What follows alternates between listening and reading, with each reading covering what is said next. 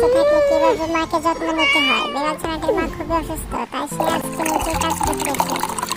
পানি খাওয়ার জন্য একটি গ্লাসে করে পানি নিয়ে আসলো, মাকে পানি খাওয়ালো। অসুস্থ মা বিড়ালটি পানি খেতে লাগলো। মা খুবই অসুস্থ, আজকে সবজি আর মাংস দিয়ে খিচুড়ি রান্না করতে হবে। আজকে রান্না আমাকে নিজে করতে হবে। মা যেহেতু অসুস্থ, আমি নিজে রান্না করব, মাকে খাইয়ে দেব। সব রেডি করে নিলাম, এখন রান্না বসিয়ে দিই। চাউলটা হয়ে গেছে, আমি সবজি আর মাংস দিয়ে দিলাম। আমি আমার মায়ের থেকে রান্না শিখেছি, অনেক সুস্বাদু হয়েছে। মায়ের জন্য এখন নিয়ে যেতে পারি। যারা মাকে ভালোবাসেন তারা চ্যানেলটি সাবস্ক্রাইব করে দিন। দেখো বাবুরা, মা অসুস্থ হলে এভাবে যত্ন নিতে হবে, ঘরের কাজ করতে হবে।